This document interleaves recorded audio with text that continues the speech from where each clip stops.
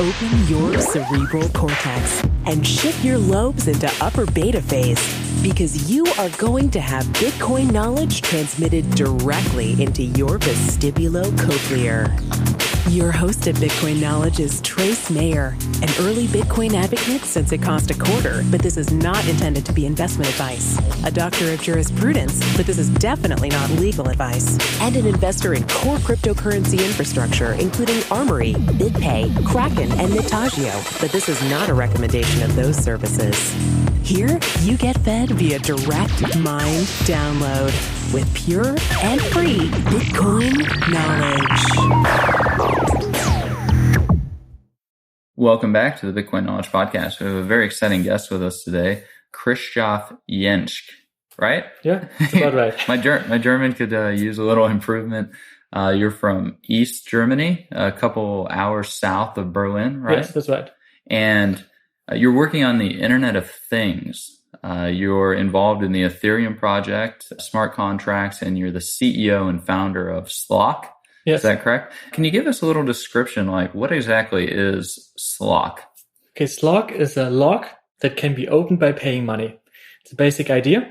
And so we have a smart lock, which you can buy now online at Amazon. There's different kinds of smart locks you can buy.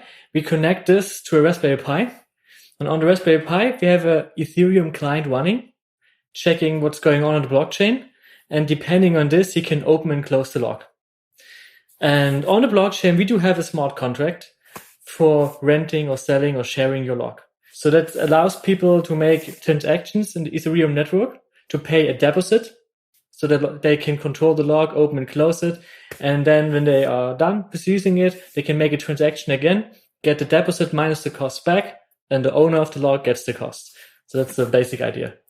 Yeah, so it's a way to automate the whole payment, escrow, security deposit. It automates all of this into the contract, and then people are able to use it for renting an apartment like Airbnb or renting a bike, or you can actually even use it with like an electrical outlet. So people being able to plug in and use a television or a washer and dryer or things of that nature. I mean, you can really apply this technology to a whole bunch of different use cases. Yes, we can do all the smart home technology devices. We support all of them.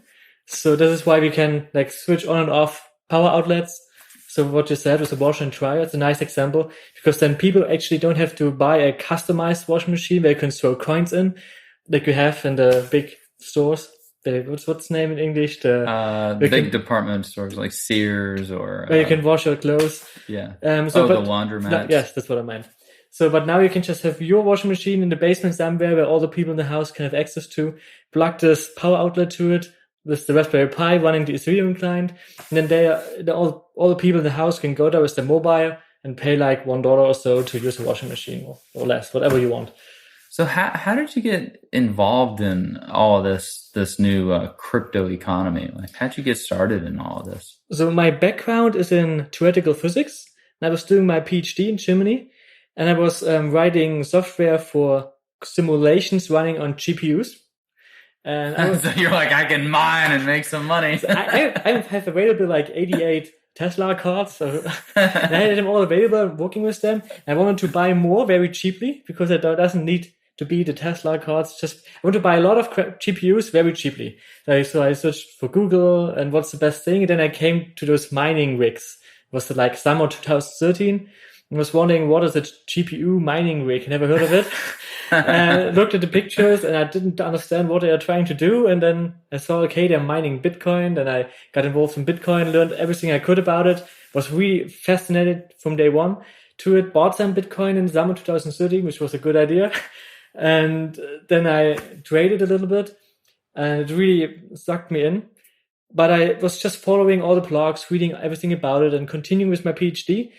And then reading some blogs, I somehow heard about Ethereum, which is extending this idea of a blockchain to having some logic, computer logic on the blockchain. Yeah, because you got a much more flexible scripting language in Ethereum than you do in Bitcoin by design. Yes, by design. This is the purpose is we have the Ethereum virtual machine, which when we have a Turing-complete language, almost Turing-complete, because the only constraint is how much computation can be done.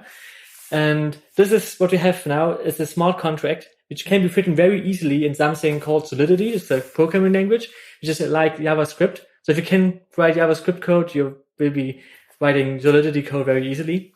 And so the programmer can very easily write this smart contract, which I just described. It's just a couple of lines, put this into the blockchain. And every time a transaction goes to this account where this code is attached, this code runs.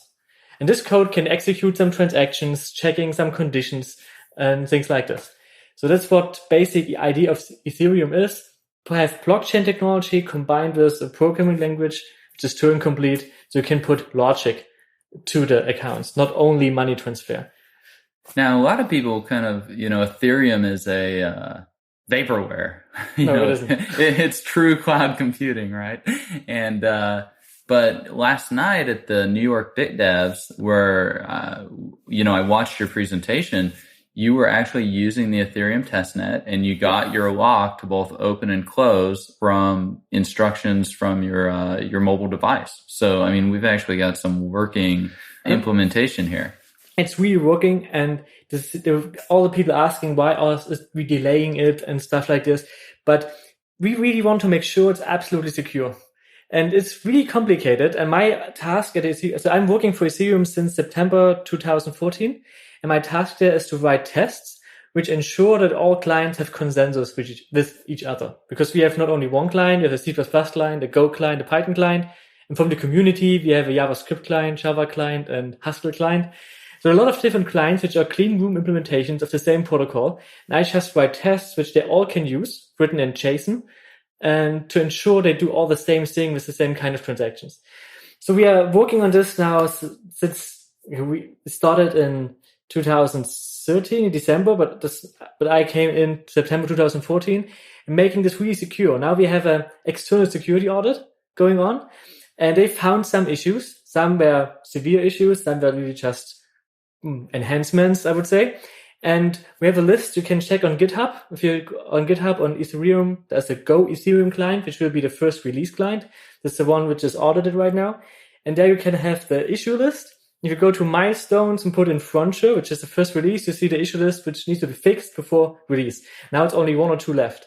So you were showing me that. I was like, okay, where is Ethereum at? And you're we only have one major issue left. Almost there. Like, if all this bug is fixed, I think if you don't have any problems in 1 or 2 weeks after this, when this code doesn't need to be touched, but I'm not the one who is deciding this, but I expect it the release to be pretty soon. So we will see. At least this summer, I am very sure. We hope so, right? But the testnet is working right now. So we have the testnet where there's test ether, which is worth nothing. We have millions of test ether there. Everyone can have some. But there you can deploy your smart contract and do all the things you would do with the real net, because there's really no difference. Only the ether is worth nothing. It's just test ether. That's what I used for the presentation. So, switching gears a little bit, you were working on your PhD in theoretical physics. Yes. What specific topic were you researching? I was in polymer physics, so like material design and research. But I was more into writing an implementation of something called Monte Carlo simulation. Okay. Yeah. Which is right now the most physicists use molecular dynamics. And I was writing code for something different, which is about 100 times faster, but giving similar results. So that's what I was doing. And I was using GPUs for this. Okay.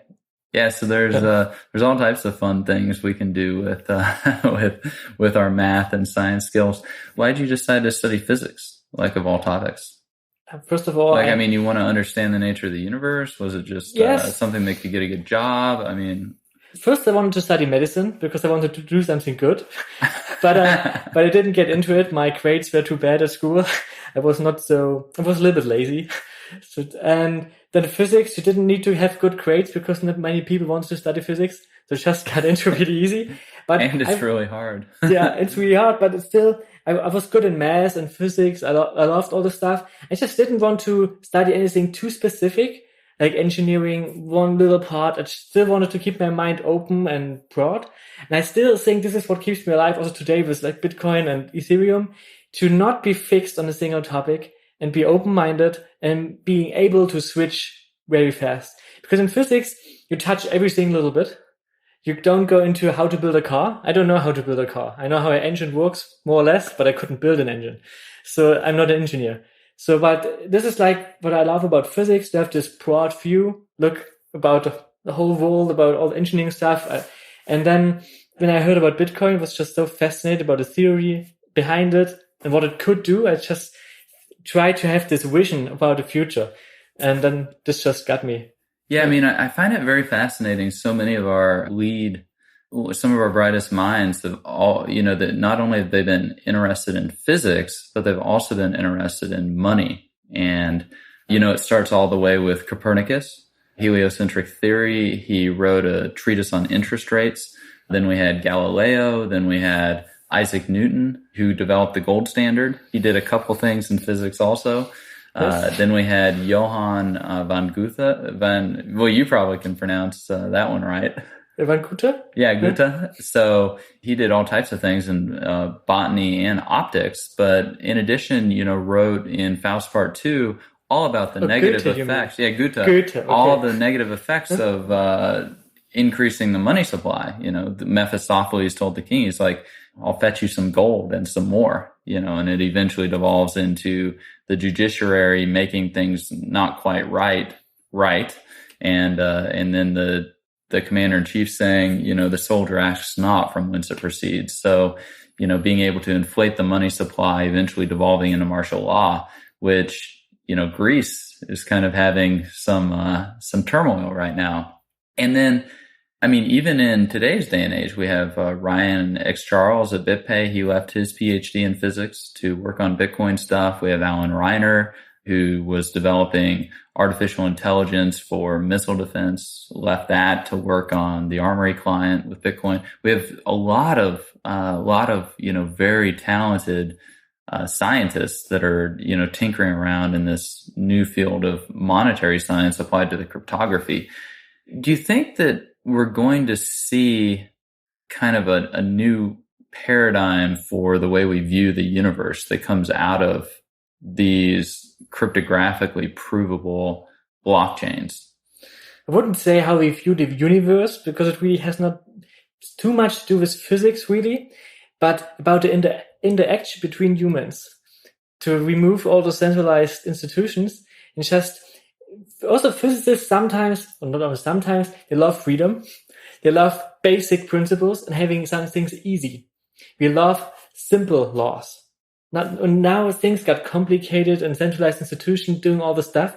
But actually, people think Bitcoin is complicated, but actually it isn't. And Ethereum is also not that complicated if you get into it. You don't need to understand all the details, of course.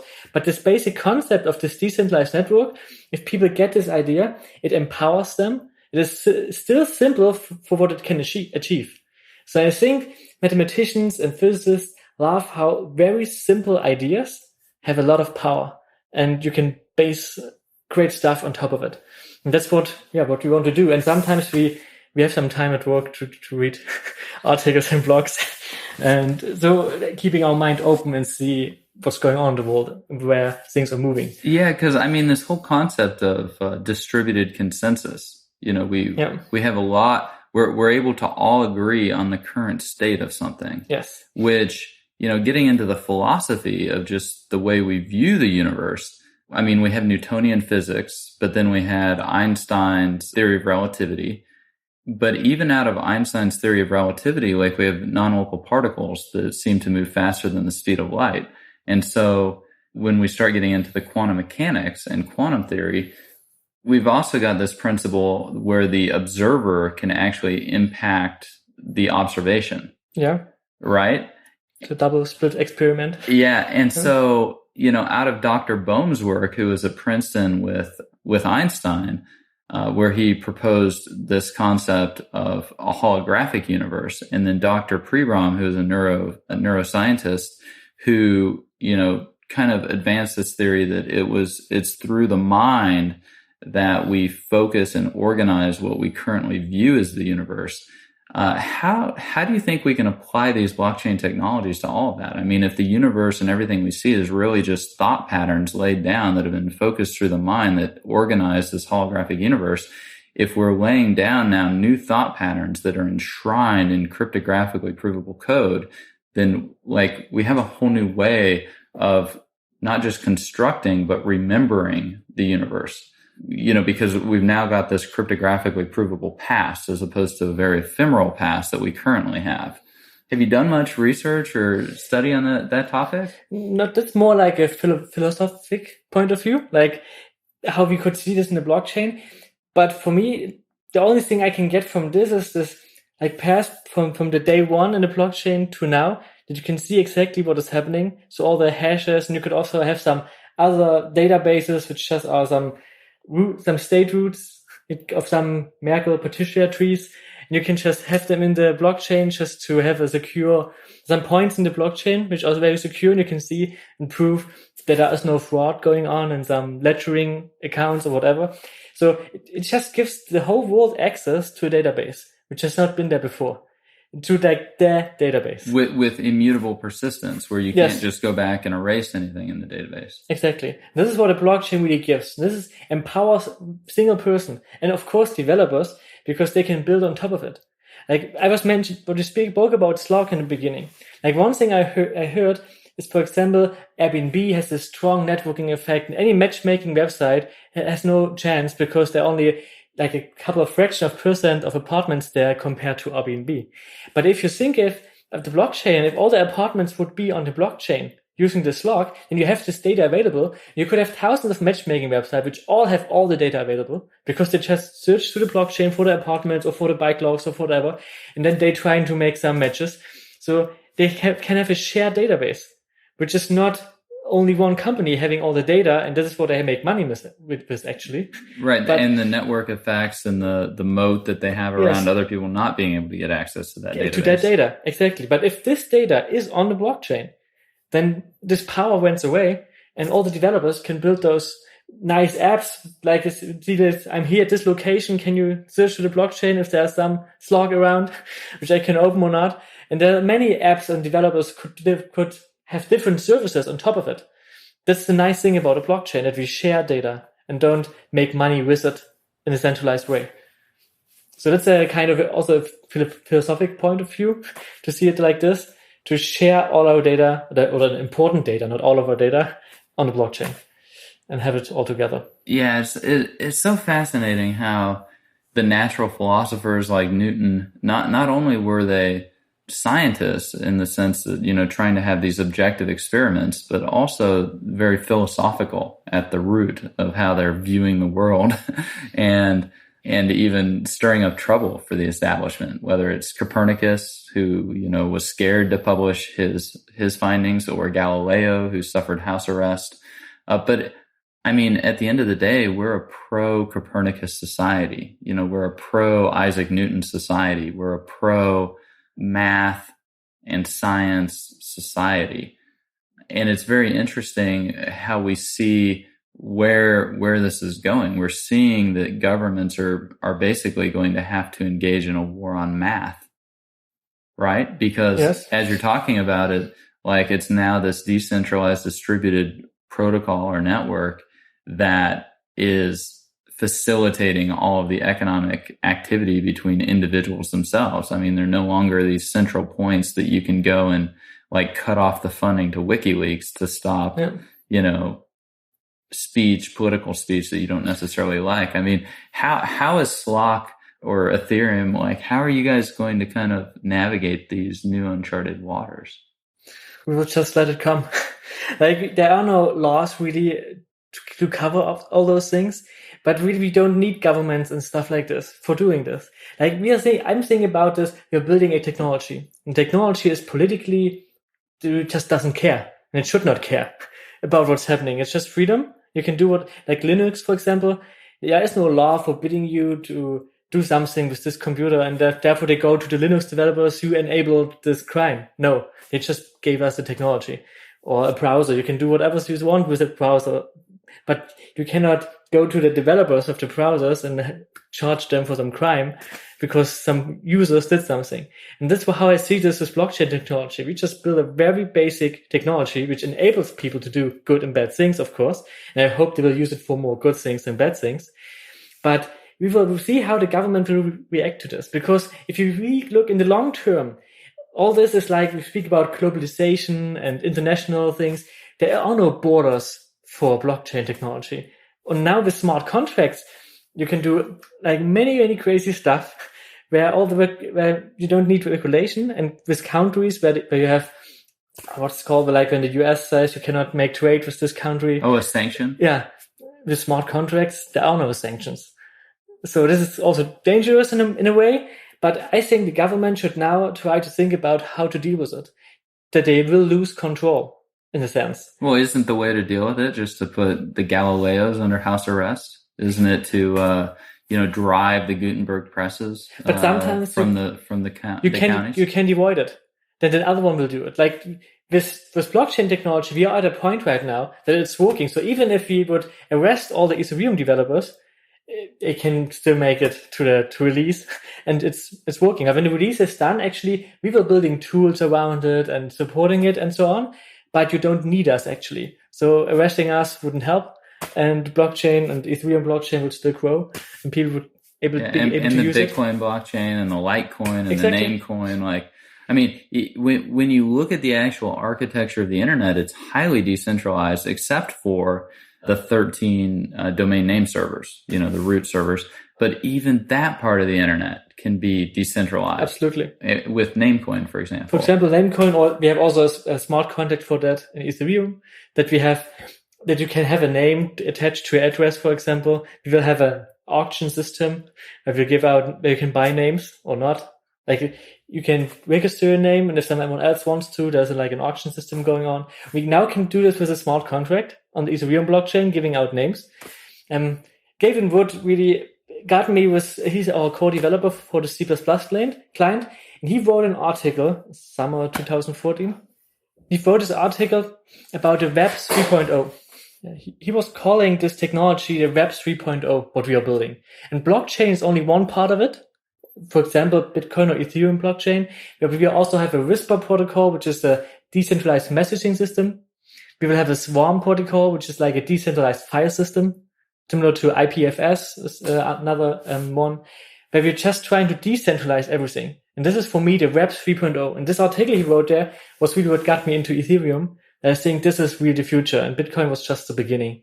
And that in a couple of years, we will have all those decentralized services. We will see what will happen to the world with it, and how it will enable people to interact with each other. Yeah, I'm not sure if you followed the MateSafe project much, but you got like the RUDP routing that they've already done testing, and they've got a lot of stuff into Rust and Crust, and really distilled down and boiled away a lot of the excess code. And so the MateSafe network is moving along, the Ethereum network, the Bitcoin network. Within Bitcoin, we've got like side chains and the Lightning network, which will be able to provide just massive amounts of scalability. Because, we're ultimately going to be talking about having billions of devices in this Internet of Things, yes. Right? And hopefully, all of them will be able to be running on these smart contracts and be able to sell their services or their sensors or their data or all this type of stuff, right? Yeah. So scalability is a big issue. So we have some kind of solutions for it, but I also think there will be many blockchains. There will be private blockchains, in-company blockchains, which only stores some rare transactions on the Bitcoin or Ethereum blockchain. We'll have systems of blockchains that need to work together for important data, not so important data, very important transaction, less important transaction, and all of this. But it's a point of research we are still doing. Vitalik Buterin, our chief scientist, I would say, is working a lot on scalability. So there's been a lot of debate. Well, there's been a lot of yelling about the Bitcoin block size increase. Yeah. It's currently limited by the protocol to 1 megabyte. Gavin Andreessen and Mike Hearn have both threatened to do a contentious hard fork to an 8 or even 20 megabyte block limit. What do you think about that? You want to talk a little bit on that issue? I'm totally against increasing the block size, because this is not the purpose of Bitcoin. Like, if you want to just adapt to whatever different needs there are, I think Bitcoin should be like the gold standard of the blockchains. This is what it is for. And only the most important transactions will make it in there. We have the transactions fees securing exactly this. Like, the current scalability solution are the transaction fees. That only important transactions make it in there. And if it's less important things, you do it on another blockchain. Or maybe Or an extension block that like Dr. Back has suggested, or the Lightning Network, or there's the payment protocol or payment channels. There are lots of different ways that you don't need to put every little Satoshi Dice transaction into the blockchain, is what you're saying. Yeah, that's it. Kind of consensus is something very precious and expensive. Worldwide consensus on one thing. And that's what a Bitcoin blockchain, for example, does. And therefore, this should be expensive to make a transaction. And this is why I think leave it as is. This is like the first real blockchain, the first working blockchain. I would just leave it as is and leave it to others to implement other things. Like, for example, Ethereum, we have our vision of smart contracts and of those types of things where we are really good at. And this is what you can do there. And we are working on scalability. And I think you should not increase the block size and just leave it as is. So are you saying that Ethereum's blockchain will not be as secure as Bitcoin's, or currently isn't? Or if you see how the mining power going into it, maybe not in the beginning, but it will be more decentralized as Bitcoin is right now, because our mining algorithm in the beginning will be proof of work, but it will be GPU friendly and ASIC resistant. So we will have the GPU miners getting their GPU out again.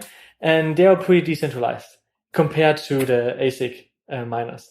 So I think we will have more decentralization, but not as much hash power as the Bitcoin network has in the beginning. But we will switch to proof of stake at some point. That's what is planned. We don't know how long it will take us to develop all of the stuff we need for this, but that's at least what the plan is. Well, I think we've had a very fun interview, been chasing all different types of rabbits all over the place.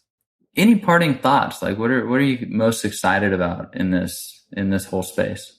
I think just let us be open-minded and see what comes with this peer-to-peer, disruptive, decentralized technology, and don't think things are done and should be like they are now, and just see what it can give to us. Experiment with it. All the developers should just try it out and go ahead, be creative, and see how they can change the world. Create opportunities lay ahead. Yeah, the best way to predict the future is to create it, right? Yes, that's what Alan Kay said. Yeah, the best way the best way to predict the future is to invent it. Yeah, and that's what we should do right now. Right on your t-shirt today. Thanks for being with us. We've had Christoph Jentzsch, an Ethereum developer, CEO and founder of Slock. Thanks for being with us. Yeah, it was a pleasure. Be sure to get a copy of the free Bitcoin Guide at freebitcoinguide.com.